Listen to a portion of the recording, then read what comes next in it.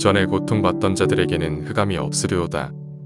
옛적에는 여호와께서 스불론 땅과 납달리 땅이 멸시를 당하게 하셨더니 후에는 해변 길과 요단 저쪽 이방의 갈릴리를 영화롭게 하셨느니라.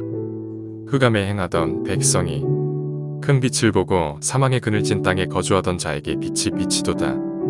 주께서 이 나라를 창성하게 하시며 그 즐거움을 더하게 하셨으므로 추수하는 즐거움과 탈취물을 나눌 때의 즐거움같이 그들이 주 앞에서 즐거워하오니 이는 그들이 무겁게 맨 멍에와 그들의 어깨의 채찍과 그 압제자의 막대기를 주께서 꺾으시되 미디안의 날과 같이 하셨음이니이다.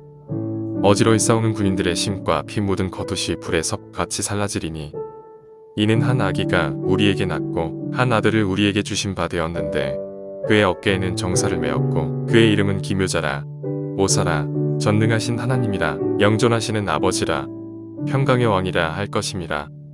그 정사와 평강의 더함이 무궁하며 또 다윗의 왕좌와 그의 나라에 군림하여 그 나라를 굳게 세우고 지금 이후로 영원히 정의와 공의로 그것을 보존하실 것이라. 만군의 여호와의 열심히 이를 이루시리라. 아멘.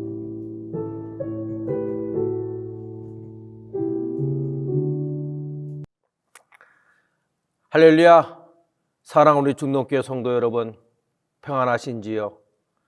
코로나19로 인하여서 다시금 영상으로 말씀을 증거하게 되었습니다.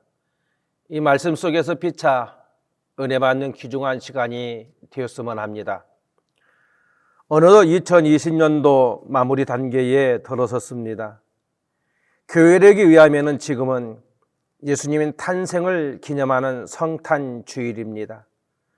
하나님께서 2000년 전 자신의 독생자를 성육신시키셔서 이 땅에 보내신 엄청난 사건을 뒤돌아보며 부활 승천하신 주님이 다시 오실 재림의 날에 대한 소망을 다짐하는 대절기이기도 합니다. 메시아로서 오신 예수님의 초림은 성경에 여러 번 예언되고 있습니다. 구약 성경에서 메시아의 탄생에 대한 예언을 기록하고 있는 대표적인 성경은 바로 이사야서입니다.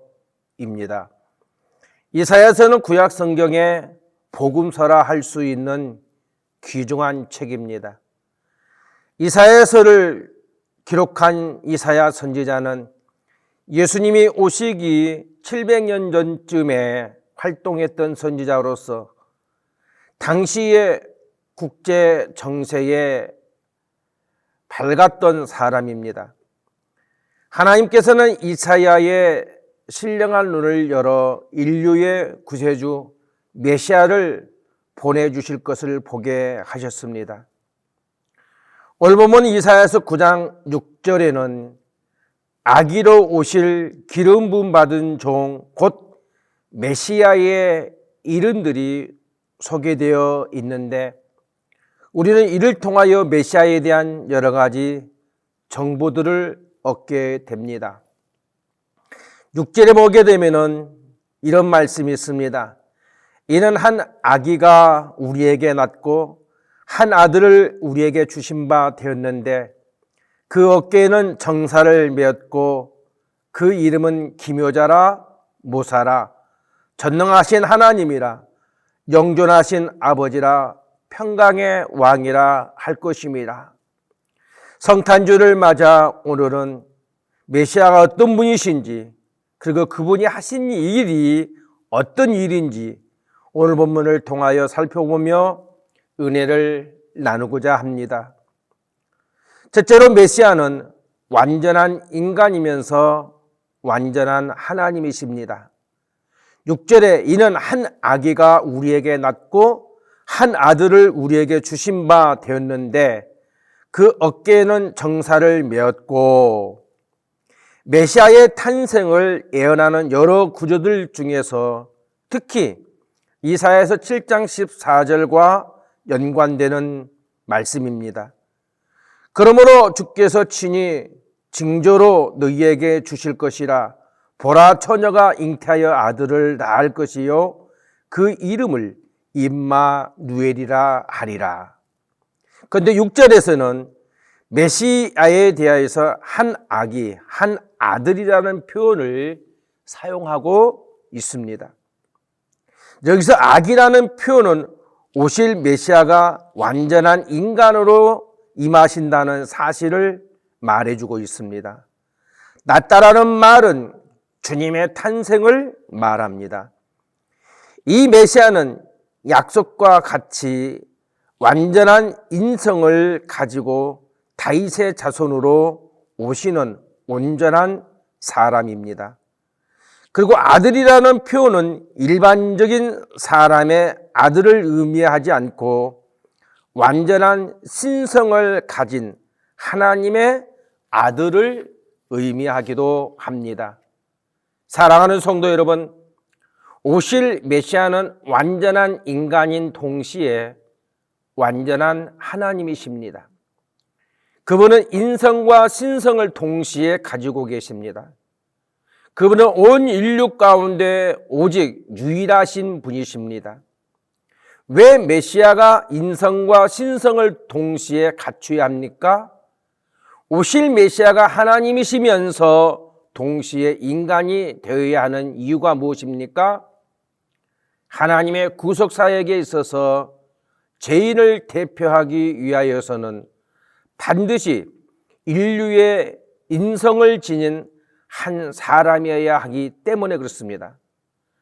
첫사람 아담의 범죄로 인해 죄가 세상에 들어온 이후 모든 인간은 죄의 권세 아래 놓이게 되었습니다.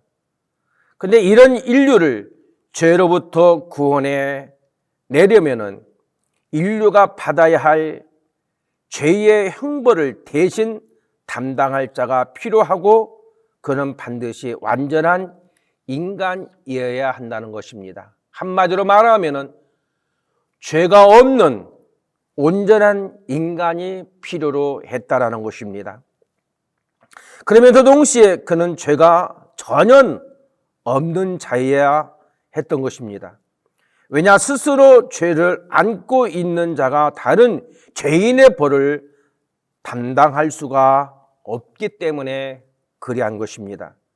근데 문제는 어떤 인간도 죄에서 자유로울 수 없다는 데 있습니다. 성경은 모든 사람이 범죄하여 하나님의 영광에 이르지 못한다라고 했습니다.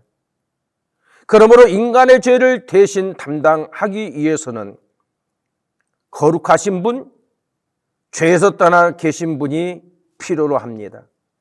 다시 말하면 죄 없는 인간으로 죄인의 죄책을 담당하기 위해서는 하나님 스스로가 인간이 되시는 방법밖에는 다른 길이 없었던 것입니다. 그래야 하나님의 아들 메시아, 즉 그리스도께서 하늘 보좌를 버리시고 낮고 천한 이 땅에 인간이 되어 오신 것입니다. 사랑하는 성도 여러분, 원수 사탄은 바로 이 진리를 왜곡하기 위하여 지난 교회사 2000년 동안 수많은 이단들을 일으켰습니다. 주님의 교회는 이 진리를 지키기 위해서 피 흘리기까지 서슴지 않았습니다. 분명한 것은 예수님의 인성을 부인하거나 신성을 약화시키는 주장들이 지금도 계속되고 있다는 것입니다. 종말이 가까울수록 더 기승을 부리고 있다는 사실을 잊어서는 아니 될 것입니다. 그러나 성경은 분명히 말합니다. 예수 그리스도께서는 완전한 인간인 동시에 완전한 하나님이십니다. 만일 이 사실을 부인하거나 조금이라도 약화시키려 한다면 그는 성경을 부인하는 자요 예수 그리스도의 구속 사역을 부인하는 자들입니다. 요한일서 2장 22절을 보게 되면은 거짓말하는 자가 누구뇨? 예수께서 그리스도이심을 부인하는 자가 아니뇨? 아버지와 아들을 부인하는 자가 적 그리스도이시니 그렇습니다. 아버지와 아들을 부인하는 그가 바로 적 그리스도라는 것입니다. 사랑하는 성도 여러분, 우리는 이 사실을 분명히 인식하고 바른 신앙을 지켜 나가야 할 것입니다. 두 번째로 메시아의 여러 이름들과 그의 의미는 무엇인가? 이제 오늘 본문 6절에 나타난 메시아의 이름들을 살펴보겠습니다. 이 이름들은 메시아의 속성이 어떠하며 그가 무슨 일을 하실 것인가를 바로 내포하고 있는 것입니다. 히브리어의 이름은 단순한 호칭을 뜻하는 것이 아니라 본질과 속성을 의미합니다. 6절에 보게 되면 첫째로 기묘자 모사라고 말씀하고 있습니다. 이 구절의 문자적으로 직역하면 모사의 기묘자가 됩니다. 많은 영역본들을 보면은 이걸 거꾸로 해석을 해 놓았습니다. 놀라운 상담가. 다시 말하면 언더풀 카운셀러라고 번역을 해 놓았습니다. 메시아는 모략과 재능의 신을 부여받은 분이며 인간의 지혜를 뛰어넘어 그의 구속 사역을 감당하실 것을 나타냅니다. 그가 모사라는 것은 메시아가 자기 백성이 직면한 삶의 모든 문제들을 그 지혜로 해결해 주시는 분이라는 사실을 암시하고 있습니다. 예수께서 말씀하셨듯이 약속의 성령이 또 다른 보혜사, 이는 또 다른 상담가라는 의미를 가지고 있습니다. 그래서 성령께서는 다른 보혜사, 다른 상담자라면은 예수님은 원 상담가, 오리지널 카운셀러라는 뜻을 가지고 있는 것입니다. 실로 그리스도께서는 사람들에게 찾아오셔서 누구도 담당할 수 없는 가장 본질적인 인생의 문제들, 곧 죄의 문제, 죽음의 문제를 진리의 말씀과 자기 몸을 온전히 희생하시는 대속의 사역을 통해 해결해 주셨습니다. 예수 그리스도는 놀라운 상담가이십니다. 아름다운 우리들의 카운셀러가 되어주신 분이십니다. 두 번째는 전능하신 하나님이라고 했습니다. 전능이란 권세와 능력이 무한하심을 말합니다. 주님은 창조 사역에 동참하신 하나님이십니다. 이것은 주님의 신성을 확실히 보여주는 이름입니다. 예수 그리스도는 권세로 승리하시고 능력으로 모든 것을 다 이루어 놓으셨습니다. 예수님은 마귀를 이기셨고 자연을 지배하셨습니다. 주님은 무엇이든지 하실 수 있는 전능의 하나님이십니다. 세 번째로 영존하시는 아버지라고 했는데, 근동에서 아버지라는 말은 육친의 아비도 나타내지만은 보호자라는 의미로도 사용됩니다. 고대 근동의 왕들은 자기 백성들에 대하여 스스로 아버지라 칭하였습니다. 선지자가 메시아를 가리켜 영존하시는 아버지라 칭하는 것은 메시아께서 그 구속하신 자들을 지으셨으며 새롭게 조성하실 창조자이시기 때문에 그렇습니다. 또한 메시아, 곧 그리스도는 구원받은 자들에 대한 영원한 보호자가 되신다는 사실을 보여주고 있는 겁니다. 그리스도께서는 부성적 사랑으로 영원토록 변치 않고 백성들을 양육하고 인도하실 것입니다. 저와 여러분이 오늘까지 존재하는 이유는 바로 이 약속을 하나님이 지키셨기 때문에 그렇습니다. 변찮는 사랑으로 어제도 지키셨고 오늘도 지키시고 내일도 지켜주실 줄로 믿습니다. 네 번째는 평강의 왕이십니다. 왕은 원래 중앙의 왕이 지방의 위임 통치를 위해 임명한 위임 통치자나 총독을 의미합니다. 여기에서는 장차 오실 메시아가 하늘의 왕이신 여호와에 의해 이 땅의 위임 통치자로 오실 것임을 암시합니다. 메시아는 평강 가운데 오셔서 평강을 확립하실 것입니다. 여기 평강, 샬롬은 전쟁이 없는 평화로운 상태는 물론이고 나아가 개인과 공동체에 필요한 모든 것이 충족된 이상적 상태를 의미합니다. 메시아는 하나님과 원수되었던 인간을 하나님과 화목하게 하시는 왕으로 이 땅에 오셨습니다. 이 땅에는 전쟁과 갈등이 끊이지 않고 있지만 그가 이루실 새하늘과 새 땅에서는 완전한 평강을 이루어 다시는 싸움이나 반목이 없으며 모든 것이 충족되어 완전한 상태에 이를 것입니다. 예수님은 평화를 주시러 오셨습니다. 우리는 예수님의 탄생을 노래하던 천사의 찬송을 기억하고 있습니다. 예수님이 탄생하실 때에 천사들의 찬송이 뭐였습니까? 누가복음 2장 14절에 나와 있습니다. 지극히 높은 곳에서는 하나님께 영광이요 땅에서는 기뻐하심을 입은 사람들 중에 평화로다. 곧 우리 예수님은 평화의 왕이십니다. 사랑하는 성도 여러분, 이와 같이 예수님은 놀라운 상담가요 전능하신 하나님이시요 주님은 아버지시요 보호자이시며 평화의 왕이십니다. 예수님의 이름이 얼마나 귀한 이름인지 우리는 말로 표현할 수조차도 없습니다. 이 이름 외에는 천하 인간의 구원을 얻을 만한 다른 이름이 없다라는 사실입니다.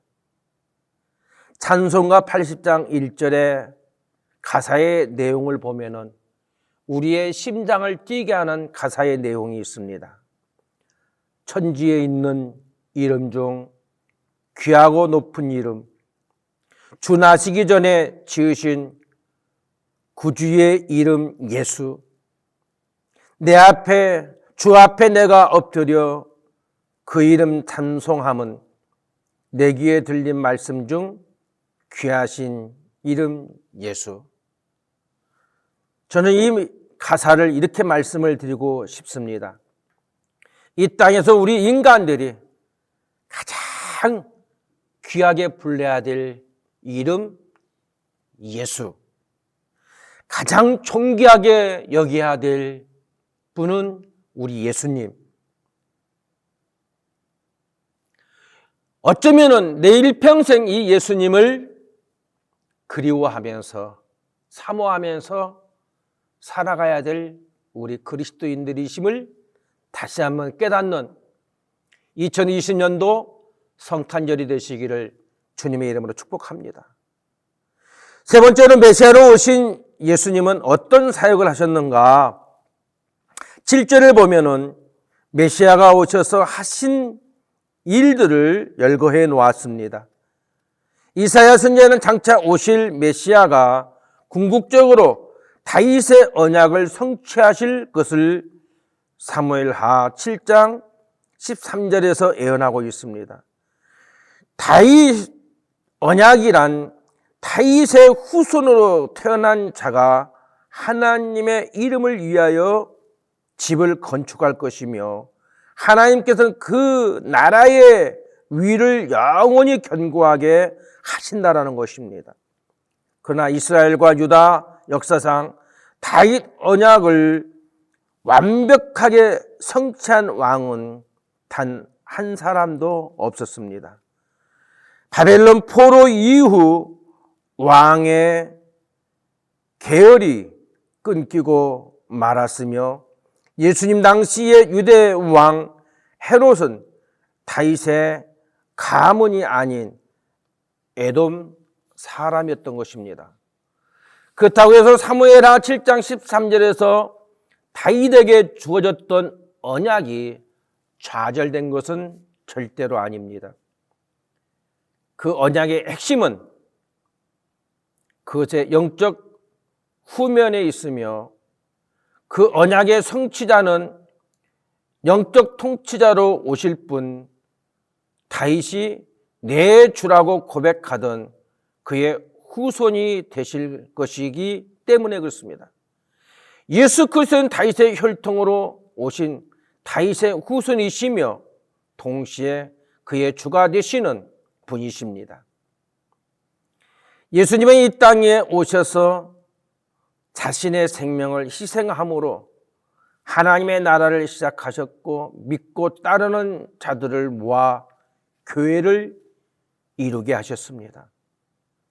예수님의 십자가 보혈의 피 흘림 없이는 하나님 나라가 이루어질 수 없는 것입니다. 예수님의 고귀한 희생을 알고 믿는 자만이 주님의 사역에 뛰어들게 되는 것입니다. 예수님은 이런 사람들을 주님의 교회로 부르시고 이런 교회를 통해 지금 부분적으로 그의 나라를 성취하고 계십니다. 주님께서는 이제 속히 오셔서 그 모든 언약을 1.1핵이라도 남김없이 완전하게 성취하실 것입니다. 그러므로 오늘 교회는 메시아이신 예수께서 하나님 나라를 이루시는 가장 중요한 전초 기지입니다. 교회의 머리이신 주님은 자신의 몸된 교회를 통하여 주님의 사역을 지금 지속적으로 확장해 나가고 있습니다. 교회의 4대 사역은 바로 주님의 사역입니다. 하나님을 기쁘시게 하는 예배 사역, 주께서 택하신 자들을 불러 모아 세례받게 하고 가족으로 영입하는 전도 사역, 지금 주님께서 교회를 통하여 계속 이 사역이 이루어져 가고 있습니다. 나중된 자들을 인도하여 훈련하여 주님 나라의 일꾼으로 세우는 양육사역, 교회 밖의 어둠 속에 있는 자들을 긍휼히 여겨 저들에게 사랑의 손길을 펴 섬김의 봉사사역들은 지금 주님께서 교회를 통해 하고 계시는 주님의 핵심 사역입니다. 사랑하는 성도 여러분, 이를 위해 주님은 빛으로 오셨고 빛의 복음을 전하셨습니다. 자신의 모든 것을 희생하여 구원의 큰 빛이 되셨습니다. 우리의 구원을 완성하시기 위해 주님은 사망 권세를 깨뜨리시고 다시 부활하셨고 승천하셨습니다. 주님은 지금도 하늘 보좌에 좌정하시고 구하는 자에게 보혜사 성령을 파송하고 계십니다. 주님은 성령으로 교회를 통치하시며 교회의 힘을 부여하셔서 하나님 나라의 사역을 완수하게 하십니다. 주님은 마지막 날에 천군 천사들과 함께 구름을 타고 재림하셔서 마침내 하나님 나라의 모든 사역을 완성하실 것입니다. 사랑하는 성도 여러분, 성탄절은 단순히 과거 주님께서 아기 예수로 오셨던 사건을 기념하는 절기가 아닙니다. 예수님께서 육신을 입고 오신 이유가 무엇인지, 주님의 속성은 어떤 분이신지, 그리고 주님께서 하신 일은 무엇인지를 깊이 생각하며 주님께서 우리에게 맡겨주신 사역을 어떻게 하면 더욱 잘 수행할 수 있을까를 잘 생각하는 절기로 삼아야 하겠습니다. 빛으로 오셔서 온 세상에 평강을 심기 원하시는 예수님의 뜻을 깊이 새기는 절기여야 할 것입니다. 그리고 예수님께서 제자들에게 너희도 이와 같이 하라는 명령을 우리는 예수님의 제자로서 절대로 잊어서는 아니 될 것입니다. 예수님처럼 하나님의 뜻을 이루어드리고 서로 사랑하고 섬기고 치유하고 아름다운 평강의 나라를 이루기 위해 평화의 도구가 되어야 될 줄로 믿습니다. 코로나19로 혼탁한 2020년도 우리가 거하는 처소에서 모두 우리 예수님이 이 땅에 오신 참뜻을 깨닫고 우리 모두 이 기쁨의 좋은 소식을 전파하는 왕의 사신들이 되시기를 주님의 이름으로 축복합니다. 하나님 아버지, 2020년도 성탄절을 맞이하여 사랑하는 우리 중동의 모든 권속들, 예수님이 왜 오셨는가, 누굴 위해서 오셨는가, 오신 목적이 무엇인가를 깨닫게 하여 주시고 그 은혜 속에서 모든 것을 찾고 승리하게 하여 주시옵소서. 이제는 우리 주 예수 그리스도의 은혜와 하나님 아버지의 놀라우신 사랑과 성령님의 충만교통 교제하심의 역사가 이제로부터 영원토록 함께 있을지어다. 아멘.